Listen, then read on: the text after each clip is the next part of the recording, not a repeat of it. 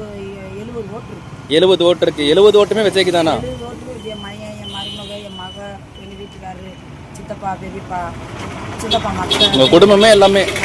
இந்த குடும்பம் அப்படியே இதுக்கு முன்னாடி யாருக்கு ஓட்டு போட்டிருந்தீங்க? அதிமுக ஓட்டு போட்டிருந்தீங்களா? எம்ஜிஆருக்கு போட்டோம். அதுக்கு பிறகு ஜெயலலிதாவுக்கு போட்டோம். அதுக்கு பிறகு நாங்கள் மாற்றுதெல்லாம் இப்போ கலைஞர் மேலுக்கு போட்டோம். எங்களால் எந்த நன்மையுமே இல்லை.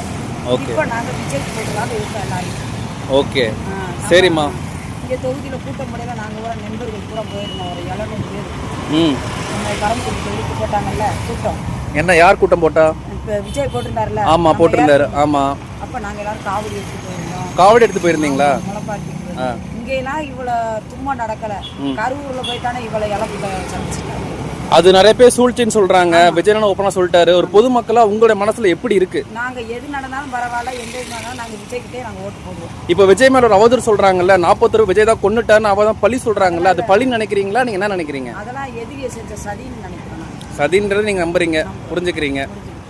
சரிம்மா, மறக்காம நீங்க என்ன சொல்றீங்களோ உங்க எண்ணம் நிறைவேறும். வாழ்த்துக்கள். வேற மீனாட்சி அவ கை கொடுக்கணும்.